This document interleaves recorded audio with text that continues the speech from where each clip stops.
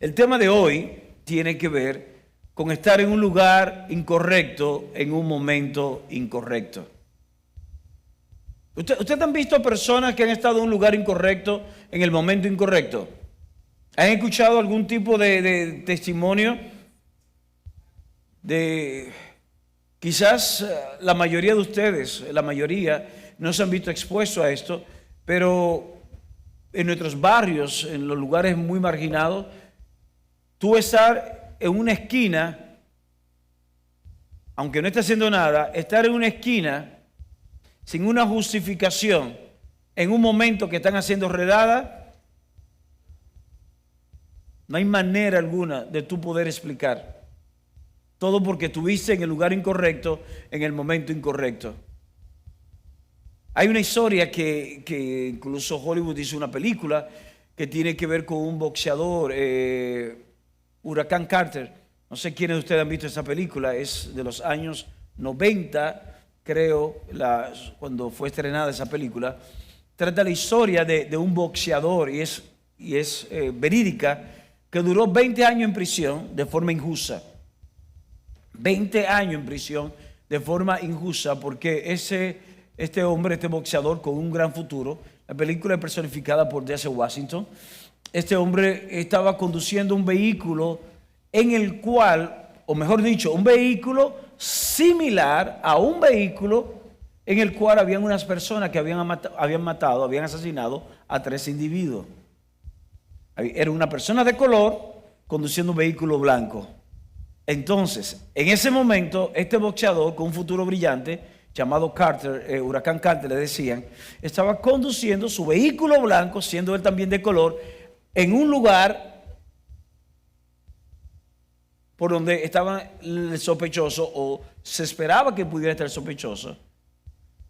No hubo manera alguna que él justificase que él no era. Simplemente estaba en el lugar incorrecto, en el momento incorrecto. Y pasó 20 años de su vida en prisión para luego ser declarado inocente. 20 años perdió este hombre de su vida. Esto sucedió en la vida real. Y muchos de nosotros podemos estar igualmente en un lugar incorrecto, en un momento incorrecto. La historia de hoy va a tratar exactamente de eso, de un hombre que conocemos todos. Todos aquí hemos oído hablar de este hombre. Muchos quizás hasta llegan a admirar a este hombre. Pero este hombre en un momento de su vida estuvo en un lugar incorrecto, en un momento incorrecto. Y quiero para esto solamente leer un verso inicialmente, que es el segundo libro de Samuel, capítulo 11. Segundo libro de Samuel, capítulo 11, verso 1. Dice acá, aconteció al año siguiente, en el tiempo que salen los reyes a la guerra. Y es bueno subrayar esta parte. En el tiempo que salen los reyes a la guerra, que David envió a Joab y con él a sus siervos y a todo Israel, y destruyeron a los amonitas y sitiaron a Rabá. Pero David se quedó en Jerusalén. Padre, en ese momento oramos para que sea tu Espíritu quien hable a nuestras vidas. Que sea tu Espíritu quien nos revele aquellas cosas que debemos de identificar como una amenaza, como un peligro a lo que es tu propósito para nuestras vidas. Gracias una vez más, porque a todo lo que estamos aquí, tú nos has escogido.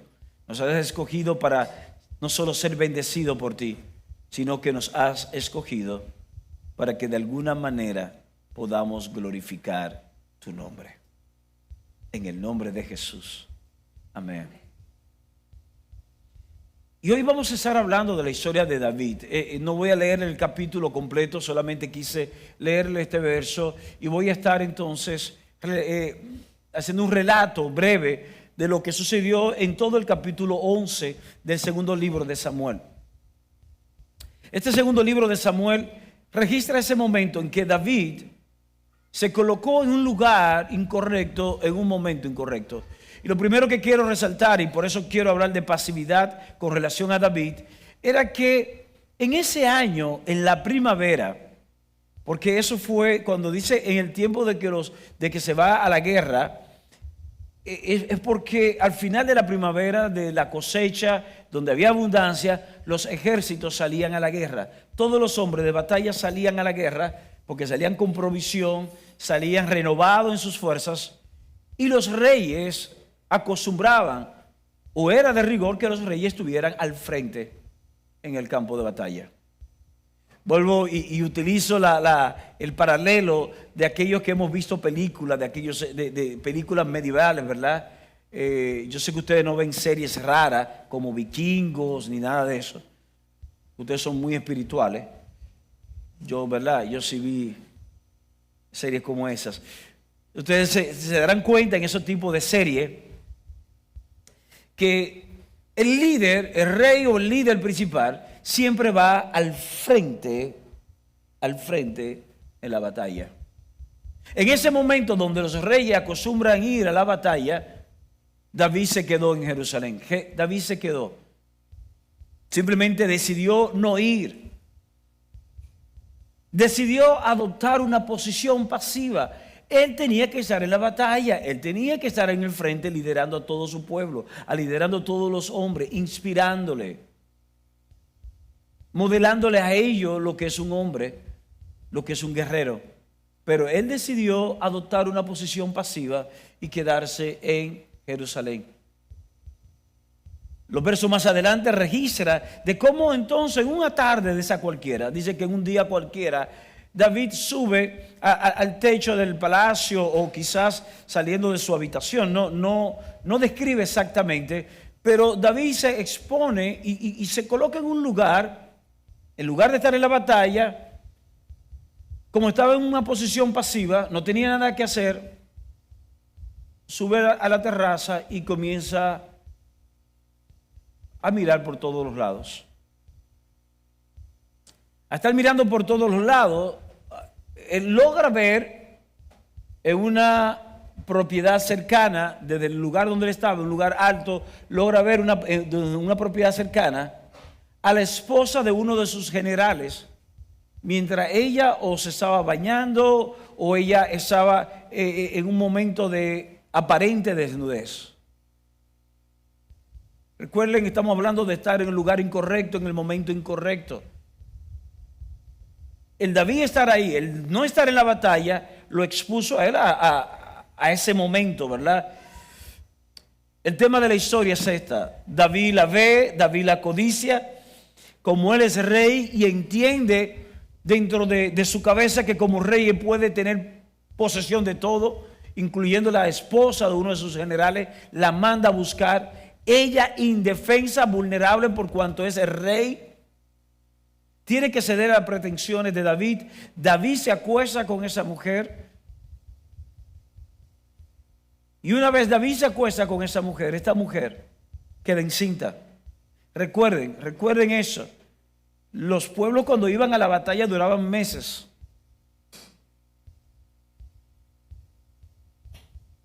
Cuando David se entera de eso, lo primero que hace es que manda un emisario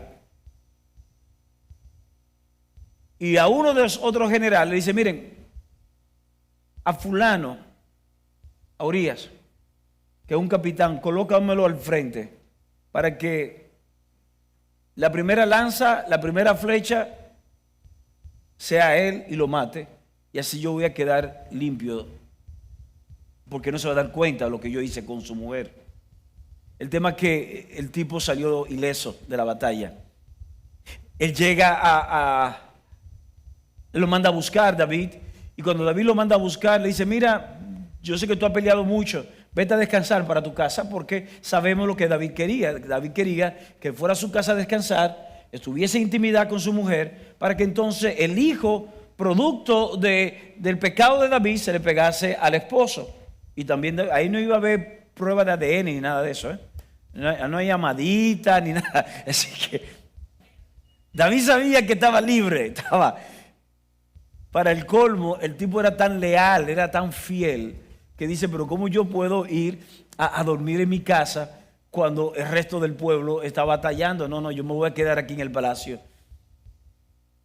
Y falló David en ese intento una vez, falló ese intento otra vez. Y yo, óyeme, no hay forma alguna. El tema es que finalmente David lo manda a matar. En la próxima batalla dice, colócamelo así, en un lugar estratégico para que muera. Este hombre muere. David se queda con la mujer de él. Y lo demás es historia. Ahora, hago todo eso para hablarte en este momento una parte de mí y decirte que cuando yo estoy en el lugar incorrecto, en el momento incorrecto, me hago vulnerable. Me hago vulnerable a consecuencias no deseadas. Quizás eso soy yo, ¿verdad? Y no eres tú. Pero yo en particular, si yo estoy en el lugar incorrecto, en el momento incorrecto, yo me voy a convertir en una persona vulnerable a consecuencias no deseadas. David, por estar en el lugar incorrecto, en el momento incorrecto, se hizo vulnerable a eso. ¿Sabe la cantidad de nosotros que muchas veces no tenemos nada que hacer en ese lugar? No tenemos que hacer nada andando con ese tipo de personas, pero lo queremos hacer porque, ¿qué tiene eso de malo? Es lo que viene a nuestra mente. ¿Qué tiene de malo? Es que, y a veces nuestros padres, y esto lo estoy hablando aquí a los jóvenes, ¿verdad? Nuestros padres aburridos como lo vemos nosotros a ellos, como que no vivieron la juventud como la estamos viviendo, no van a entender el por qué queremos dar, ¿verdad?, esa vuelta a janguear con esa persona. Sin embargo, colocarte a veces en un lugar incorrecto, en un momento inadecuado, te va a hacer vulnerable a consecuencias no deseadas. Por eso la palabra habla de que en la multitud de consejos hay sabiduría. Ojo, no estamos exentos a esto. Es como cuando lamentablemente vivimos como país lo que sucedió hace casi un año en un desfile. No, fueron meses atrás, yo creo que fue ahora en enero, febrero, en el desfile de Santiago. Y en un forcejeo entre un padre, ¿verdad?, entre un señor y una autoridad policial, un mal manejo de la autoridad, una mala actuación del civil, un niño que quizás no debió haber estado en el medio de esta situación, debieron haberlo movido, pero lo dejaron en medio de un disparo y se le pegó al niño. Eso lo vivimos nosotros recientemente. Sabemos que el policía no tuvo la intención de matar al niño, mucho menos el padre tuvo la intención de que el niño de él muriese. Pero sabemos que ese niño estar colocado en ese momento incorrecto, en ese lugar incorrecto, en el momento incorrecto, lo hizo vulnerable a algo que literalmente se escapa de las manos. Y hay un consejo del Espíritu a nuestras vidas. Y es que nosotros estamos llamados a discernir los lugares y los momentos para evitar consecuencias no deseadas. Sabemos que hay cosas que se van a desprender de la vida misma. Hay cosas que literalmente nosotros no las vamos a poder manejar. Pero en este caso vemos a un hombre que debió estar en el campo de batalla, pero él escogió no estar donde tenía que estar y prefirió estar en el lugar incorrecto, en el momento incorrecto. ¿Cuántas veces tú decides por voluntad propia estar en un lugar que tú sabes que no es el lugar donde tú debes de estar? O estar rodeado, conectado a una persona o una relación que tú sabes que no debe estar conectado o conectada a esa relación. Y hay momentos donde tú dices, es hora ya, voy a cortar.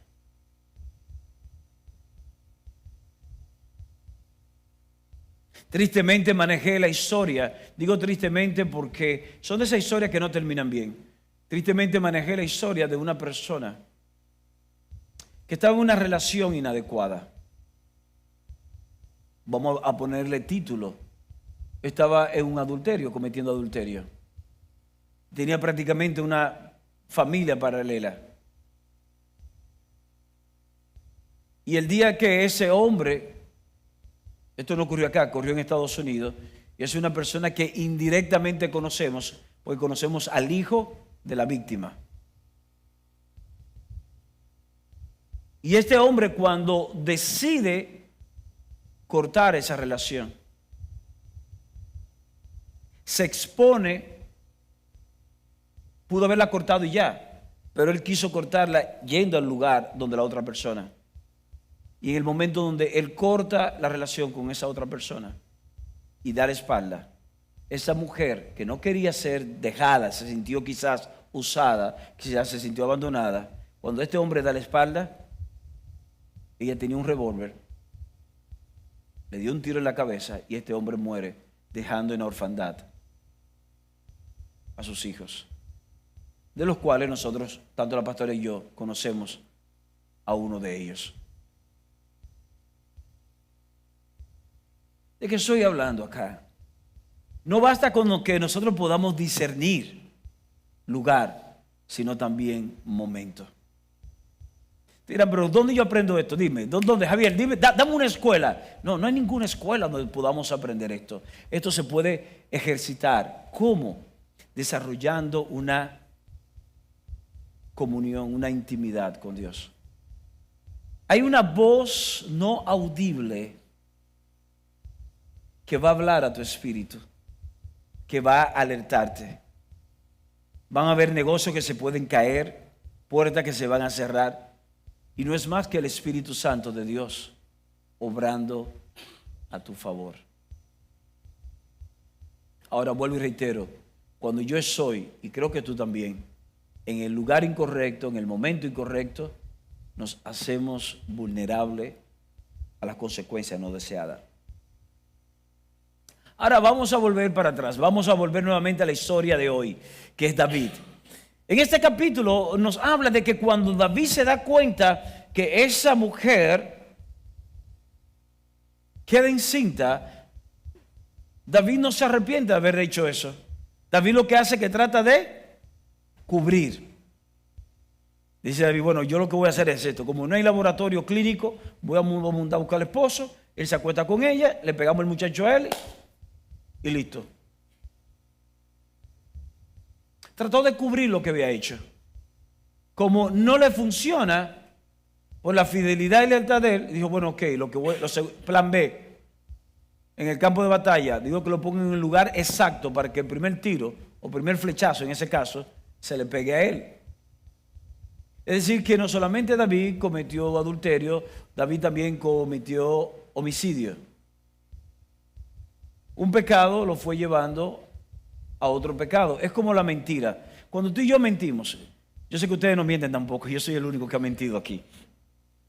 Pero cuando uno miente y no quiere ser descubierto, ¿qué uno hace? Sigue mintiendo, ¿verdad? El lío es que para hablar mentira y comer pescado hay que tener mucho cuidado. Porque una mentira te va a llevar a otra mentira y otra mentira porque tú vas a tratar de cubrirla hasta un punto que las historias no van a coincidir. Que ni tú mismo te lo vas a creer. Proverbios capítulo 28, verso 13. A través de Salomón, hijo de David, el Señor nos dice esto: el que encubre su pecado no prosperará, mas el que lo confiesa y se aparta alcanzará.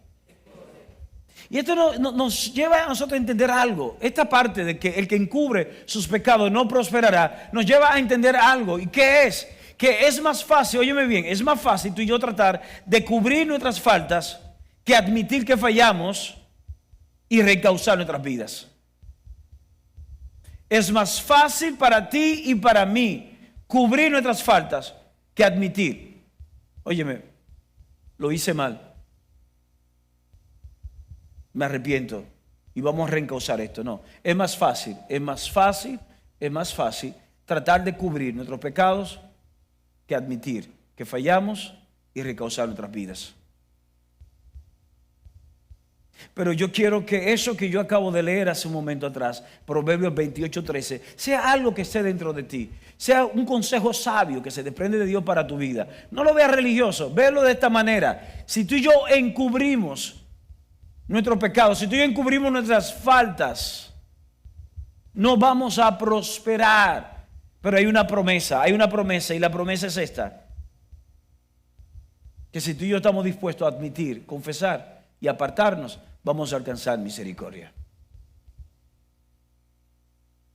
Si hay algo que le duele a una persona que ha sido engañado, en cualquier ámbito, estoy hablando en el ámbito de negocio, en el ámbito de amistad, en el ámbito del amor, ya sea de noviazgo, matrimonio, si hay algo que duele más que el engaño, es la negación, la no admisión y el no arrepentimiento del que lo cometió el hecho. Óyeme, ya lo hiciste, pero esa actitud de no arrepentirte, de no tratar de cambiar, duele más que el engaño mismo. Cuando tú y yo estamos en una posición de pasividad y nos colocamos en algo vulnerable, ¿sabes qué va a suceder? Va a suceder esto. Va a suceder que vamos a manejar consecuencias. Vamos a manejar consecuencias. Génesis capítulo 4, versos 6 y 7, no lo voy a leer en este momento, solamente lo voy a citar o a parafrasear. Génesis 4, 6 y 7 es el momento de la historia de Caín y Abel.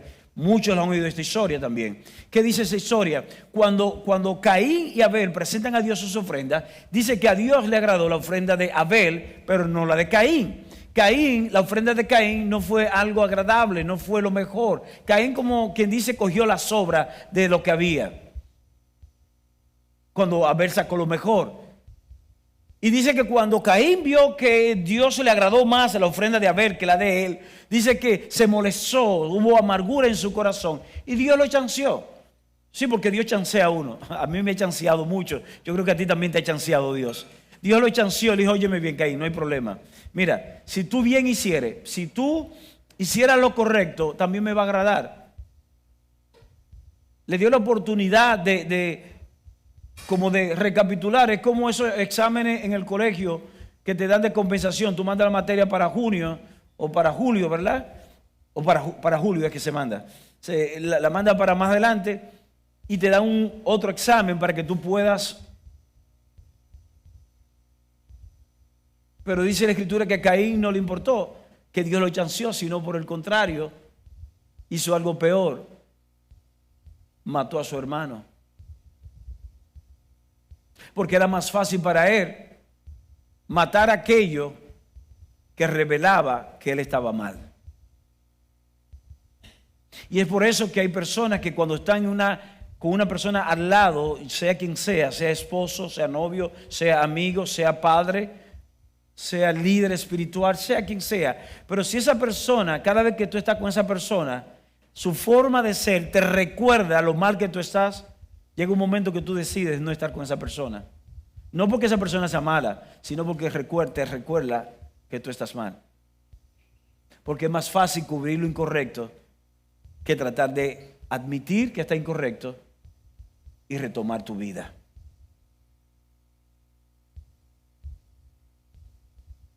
La pasividad va a llevar a la ruina. David tuvo ruina. Y quiero que veamos, David tuvo consecuencias.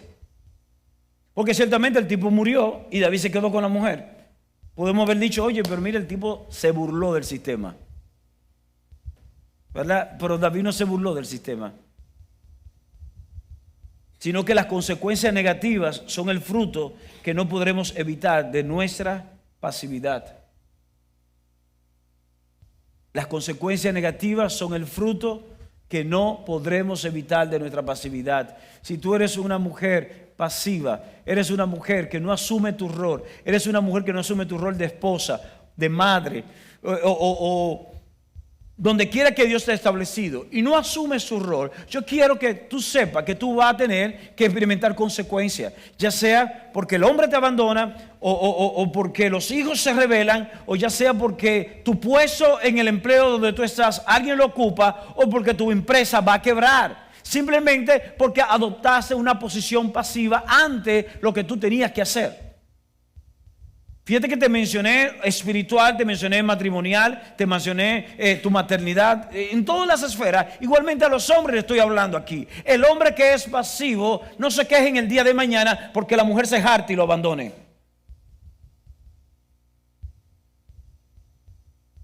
El hombre pasivo no se queje después delante de Dios y esté llorando en un rincón porque quebró, simplemente porque no se levantó a la hora que tenía que levantarse a hacer trabajo.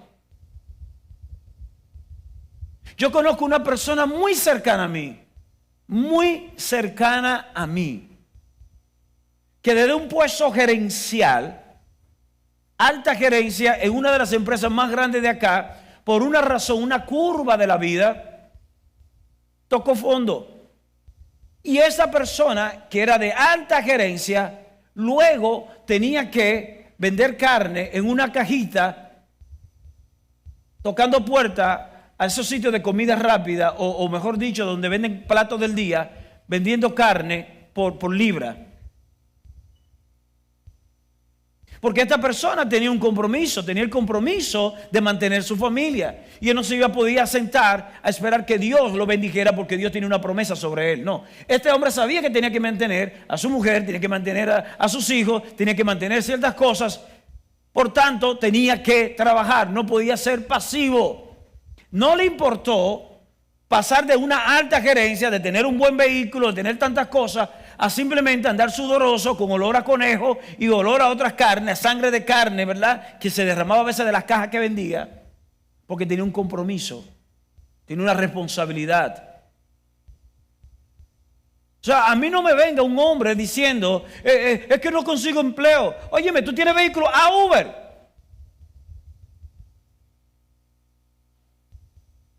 Óyeme, algo tú tienes. ¿Qué tú tienes en las manos? Y no piensen que me estoy desviando del tema. Esto es parte del tema. ¿Qué tú tienes en las manos?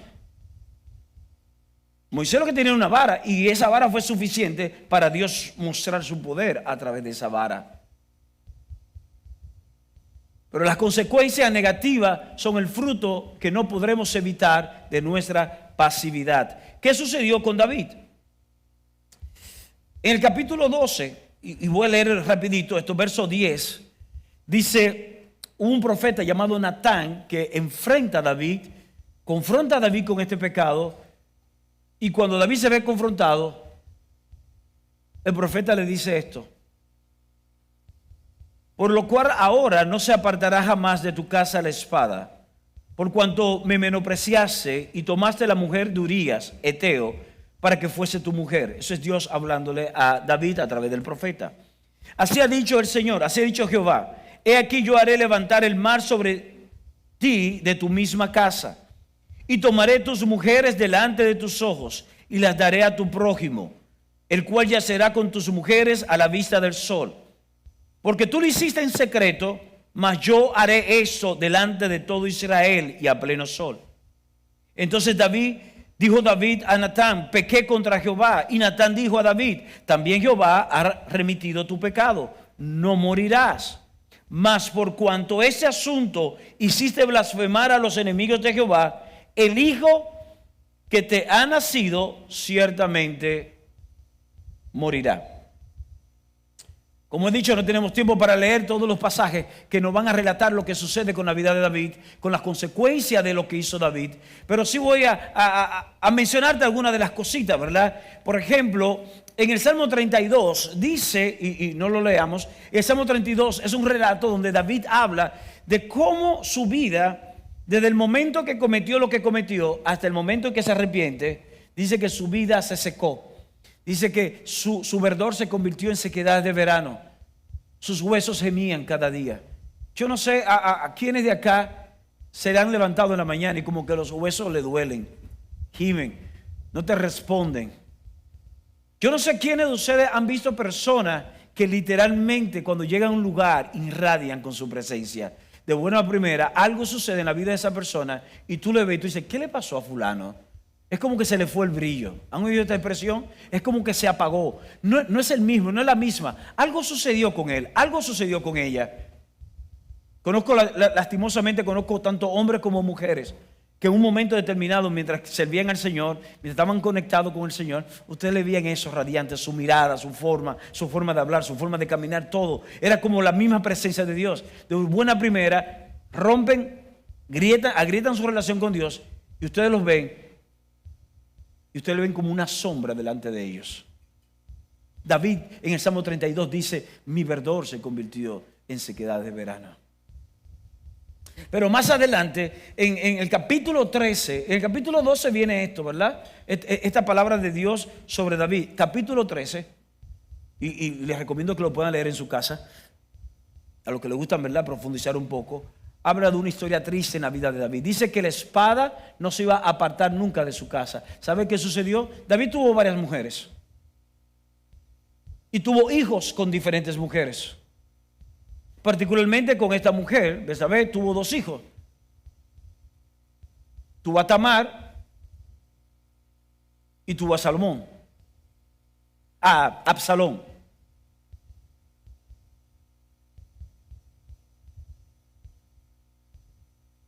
Absalón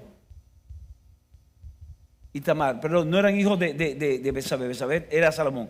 Pero Absalón y Tamar eran hijos de otra de las esposas de David.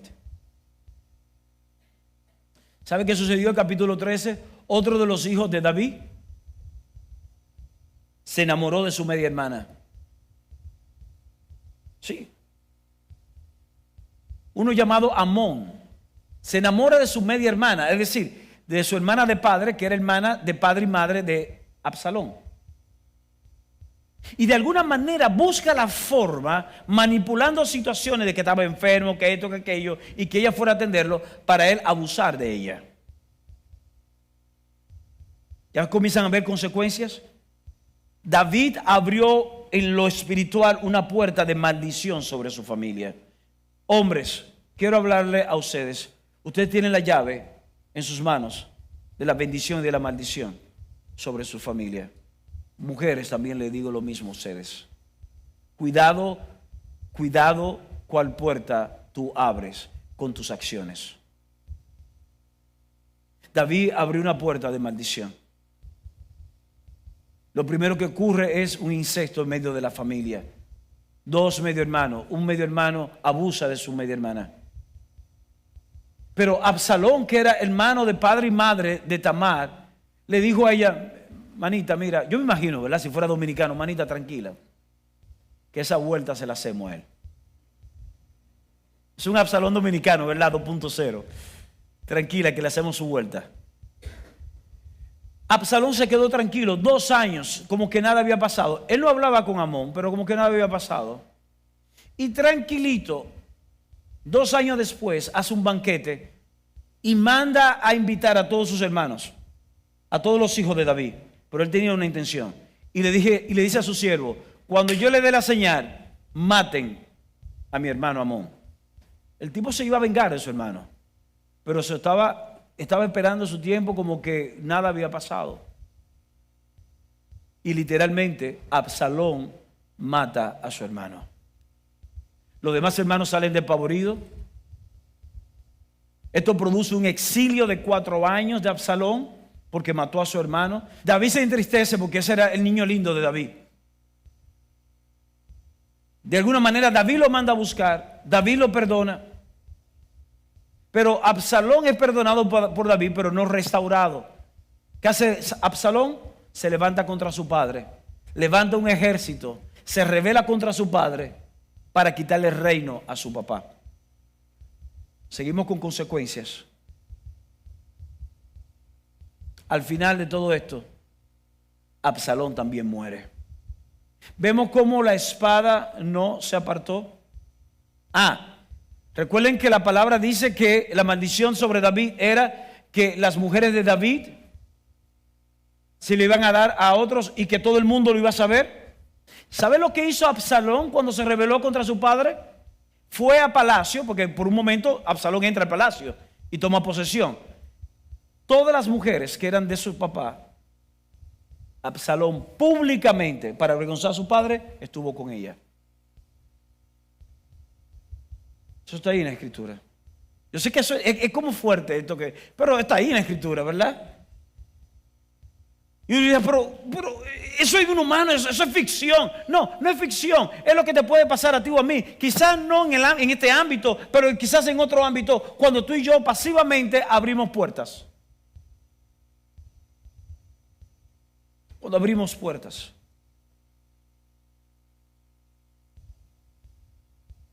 En medio de todo eso, la promesa de Dios van a permanecer sobre nuestras vidas. ¿Y de qué estoy hablando? Estoy hablando de que si nuestra pasividad nos llevó a nosotros a caer, a alejarnos del propósito de Dios e incluso a experimentar consecuencias negativas, porque esto fue un desastre. Si vemos esto, vemos esta vida como un desastre, ¿verdad? Fracaso total. Pero ¿sabes qué? Había promesa de Dios sobre David.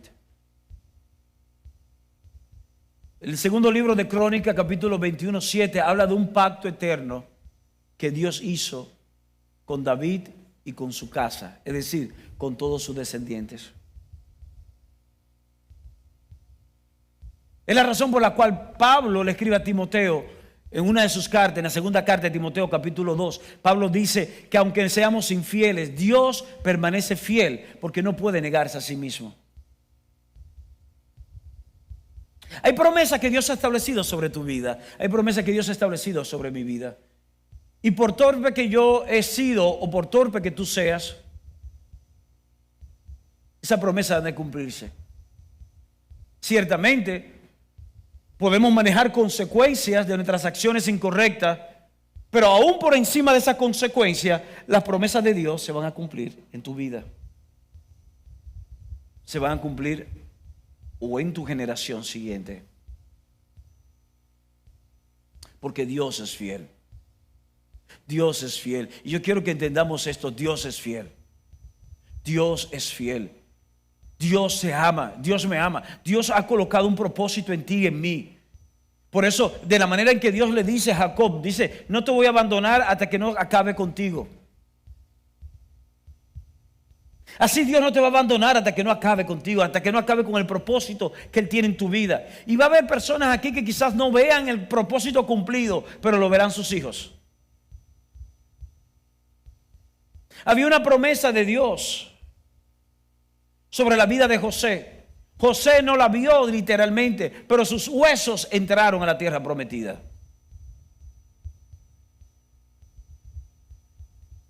Hay promesas. Ciertamente vemos que David abrió una puerta a una maldición dentro de su familia. Una maldición donde vio muerte, vio violación, vio rebeldía, de todo esto, deshonra, todo este tipo de cosas. Pero también David tenía una certeza. David tenía la certeza que dentro de su descendencia en lo humano, el león de la tribu de Judá habría de nacer. El cumplimiento de la promesa de la salvación del mundo vendría a través de su familia. Y es de ahí donde cuando leemos entonces la genealogía de Jesús, vemos que Jesús es descendiente en lo humano a través de José, su padre, ¿verdad? Adoptivo, por así decirlo. Es descendiente de David. Por eso es que cuando Bartimeo eso lo vemos en el libro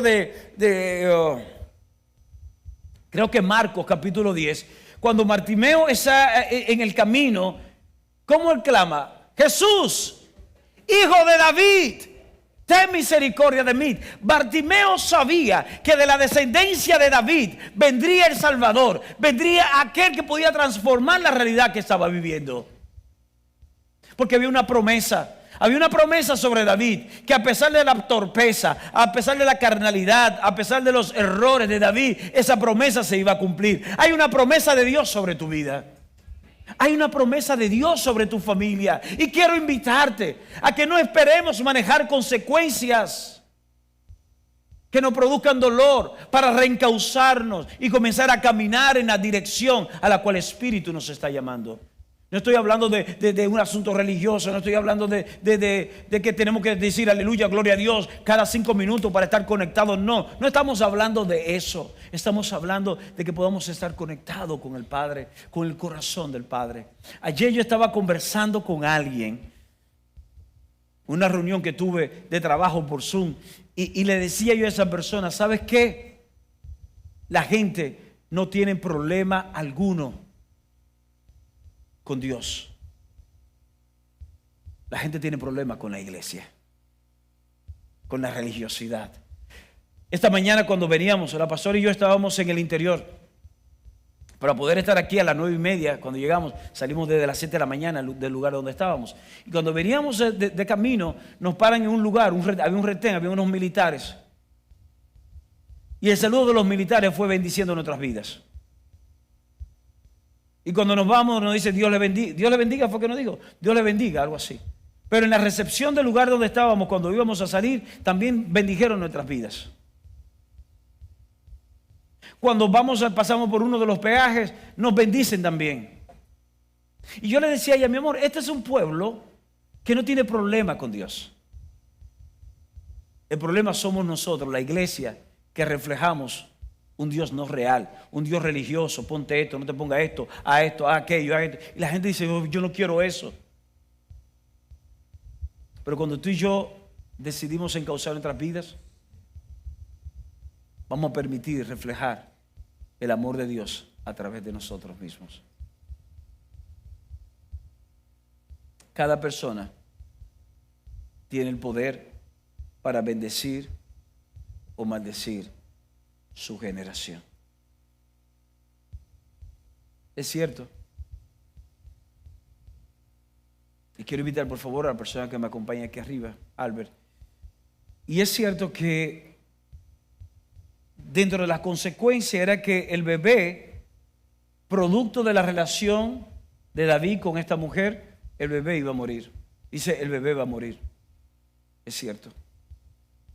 Y dice que David, mientras el bebé estaba enfermo, David oró, David ayunó para ver si Dios tenía misericordia. El bebé se salvaba.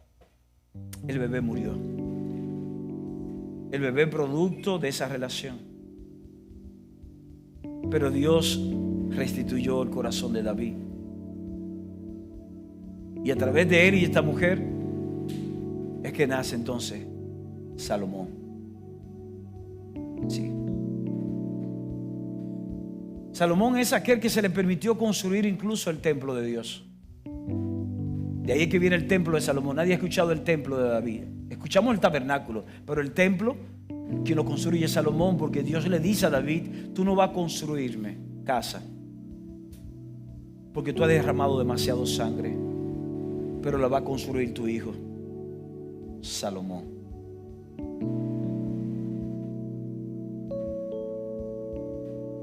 Todos tenemos la oportunidad de bendecir y maldecir. La pregunta es, ¿qué harás tú? Es el mismo Salomón que dice en un momento determinado que en la lengua está el poder de la vida y de la muerte. ¿Qué tú vas a hablar? Ciertamente ustedes dirán, pero es que la generación de David fue sus hijos. Hubo una maldición y pueden tomar el asunto de la maldición generacional. Es cierto. Pero en Cristo se cancela toda maldición. Y ciertamente podemos ver según el antiguo pacto que Dios visita la maldición de las familias hasta una 4ª generación. Pero bajo el nuevo pacto dice que somos bendecidos hasta miles de generaciones. La bendición sobrepasa siempre la maldición. Porque así es la gracia. Donde abundó el pecado, sobreabundó la gracia. ¿Qué vas a hacer tú? Es la pregunta que te hago hoy, antes de orar. ¿Qué tú vas a hacer?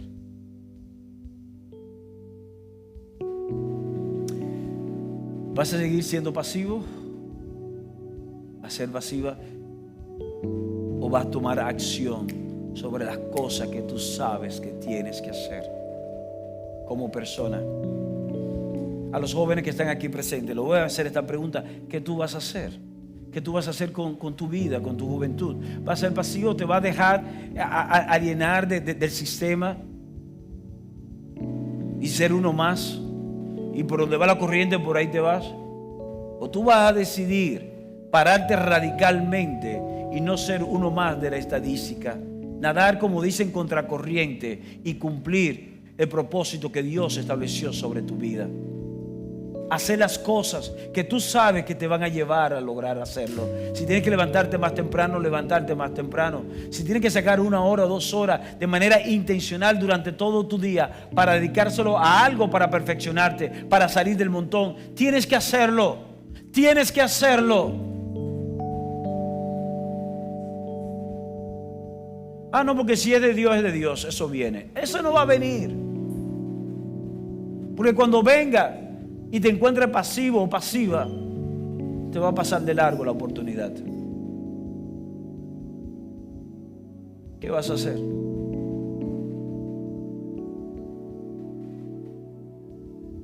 Si de la historia de David podemos aprender algo hoy, si de esta historia, quizá triste, ¿verdad?